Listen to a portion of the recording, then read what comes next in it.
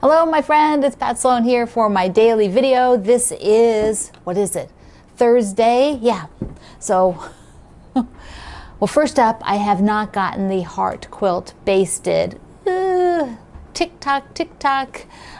Valentine's Day probably isn't going to get quilted and binding on by Valentine's Day, but I am not a quitter. I will get it done. I will get it basted here in the next day or so and start.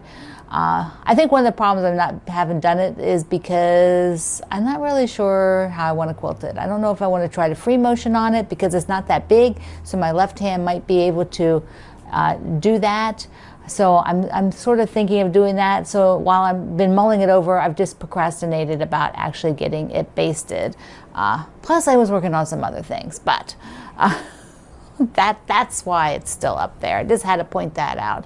And somebody asked me why Alfred wasn't back here. Well, I only put Alfred back here, the plant, the other day. I had him here because it was very, very cold by the window. So I moved him, but it's not that cold. When it's not that cold, he needs more sun, like me. So that's where he is, over by the window. Okay, so today our challenge is, our topic is bags. Bag it. Bag, bag, bag, bag, bag. I'm a bag lady. Yes, I am. So I love bags. Give me a good bag any day of the week. So what I want to do is see what your favorite bag is that you have. Whether it could be like a zippy bag like these. I love these. I'm going to show you a new size that's so cute. These are real pliable. A lot of them have a gusset, so they stand up. Also, I had, look, I put a super cute zipper pull. I got a new one. And then my gnome pin, I'm like, I could put the gnome pin on here and I could enjoy him like that. Yeah. So there he is. But there's all kinds of other bags. And I have a few other ones I want to show you. Here's that same style bag, but smaller. So this is really nice because this can go into bigger bags. So like the bag I made, this is with my Bonnie Lane fabric. This big tote, like the size bags like this, if I've got a project I'm working on, I put some of the smaller things in here and put it in the bag. Bag within a bag within a bag. Yes, I'll link you to this. This is my friend Amy Sinibaldi's free bag. I've linked it a dozen times. I'll link it again. It's a great bag.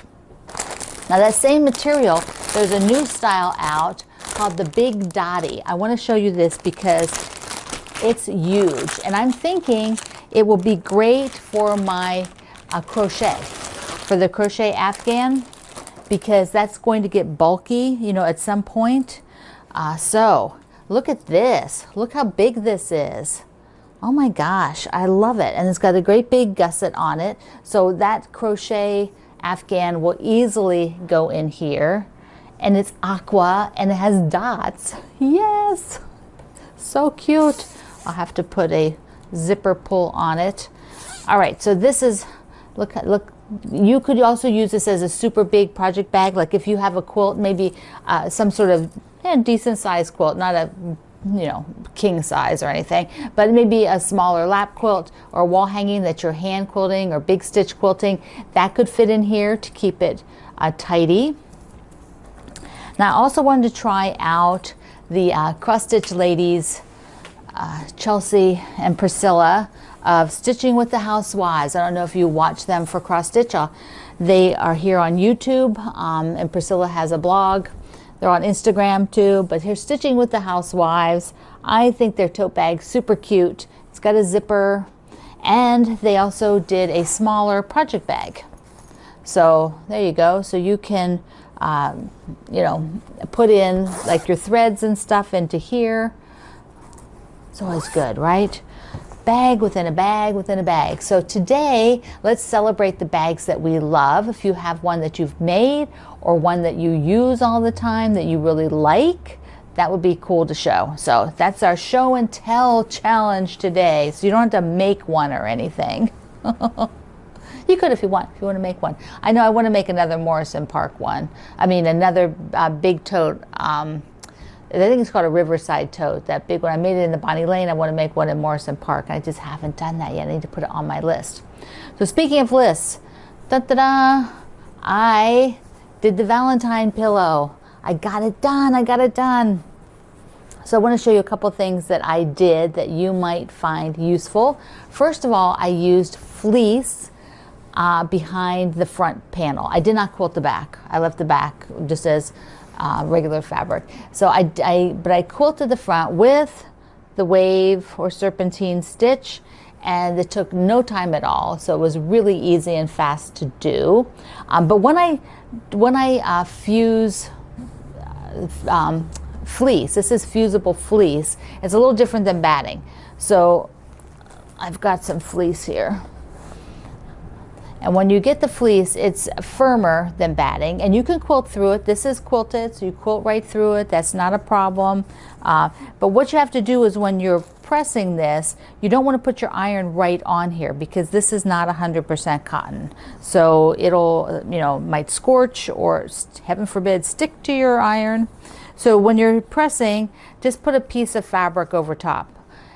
Also known as a pressing cloth. So if you've ever read that term, it's just a piece of fabric. So now you can press successfully with your iron. And so you're putting like the back of this has, you can feel it, it has a little bit of a rough, it's got the fusible. That goes onto the back of the front of the pillow, on the back side. And then I would put the pressing cloth and then steam, lots of steam, and press it down. And then I just quilt it as if it's batting. The other thing I did was I want to show you right across the middle of this Valentine was the fold of the fabric. The fabric was folded right across the word. And I'm like, I could go and wash the piece of fabric, but I didn't feel like it. So instead what I did, I have this flatter, which is a spray. It's basically designed to take out wrinkles. It's a plant derived, it's no sulfates, no silicones, and then definitely after you use it, it says no wrinkles. So you spray it on, and it has different scents. So this one is pineapple, which is absolutely my favorite scent. So what I did is I did a little sample here to show you, and so here is a crease in this fabric. Do you see the crease? I've got the pin at the top, and come down a little bit. See if I hold there. You can see this is the crease of the fabric fold on the bolt. What I did at the bottom here, what I did at the bottom here was spray it with the flatter. And then I let it sit. So I'm going to show you what that does. And there's one other little trick that I do, that I like to do, is so if I'm going to spray this, I make sure that you get the crease wet. So now you can see that crease is wet, and I will leave this sit for a little while and let it absorb into the fiber. And then when it starts to dry, not when it's real wet like this, but when it's starting to dry where it's still damp, you can still see the coloration of it if it's still damp, then I will press it with the iron. And I find that then totally removes the crease. So what I did is when I picked this up, I could see that it had the crease, and so while I was sort of getting the other things ready, I sprayed it and let it air dry until I was ready. I was gathering the other parts and cutting the fleece, and then when I had all of that done, the flatter on here was more, was drying up. I could see that the wetness was just now damp. You can tell the difference. And then I pressed it with the iron, and it totally eliminated the crease. So this is, I really like it. It comes in other different smells, scents, and I think it's scentless. There's also one with no scent. So I will link you up below if you like these kind of products and you're looking for something to help you get the crease out. And I know you probably all have other ways of doing it, and I'm sure washing it would be the case too, but I didn't want to wash the whole piece of fabric because I find that faster. Just to do a little, piece here or there as I'm working that's really got a stubborn crease on it. For fabrics that I didn't pre-wash, because I don't pre-wash much of my fabric. That's another story. But I did want to show you that I had some super cute scissors. So I had to cut with my new raspberry scissors. Look at this. These are a Frisker and they put out some really cute colors, and this one is like this sparkly raspberry. So I was like, I like these to cut for batting. One of the things is they have nice finger holds, so I can get like 3 fingers in this side, and then the thumb is nice because it also is real ergonomic. It's got that sort of big open area here, which is really comfortable. See how it rests against my hand, this open area, rather than just being a circle. It has this flatter open area, so it's actually really ergonomic and very comfortable. It's like your hand rests on this pad, so that if you were doing a lot of cutting, it's very, very comfortable. So I've had other ones of these, but I just had to have a raspberry pair. Sometimes you just have to buy the cute things. You just have to have them. So a couple of people asked me how my sourdough baking was going. And what I decided to do was stop with the sourdough for now. I did a little bit of it. I learned a lot. I experimented. And I thought, okay, that was great. Now what I want to do is go make some regular breads without sourdough and use my Dutch oven for those. So I will be trying and playing around with those things. I got this book, the bread, water, flour book, whatever. And I'll link it. I'll link it below. And I really like it because this guy tells you all these sort of details about the bread. And if if you're not into the details, but I am. I really wanted to, sort of understand the process behind it. And he's a professional baker. He also has a wonderful backstory where he just sort of left his corporate world because he decided that he really just wanted to bake bread and bake the best bread in the world. So I thought, what a fabulous story. And so now I'm going to use his process and try two different ways of making bread. One with with no sort of advanced yeast build up, and then a thing that's sort of in between that and sourdough, which is called poolish, and then there's another word. There's 2 different types, but that's sort of like an intermediate. It's not a sourdough starter, but it's not no sourdough starter. It's like an in-between thing. So I'm going to try both of those. I just want to have some fun with it and just practice. I don't want to be have a lifetime of baking bread. I just want to do it whenever I feel like it.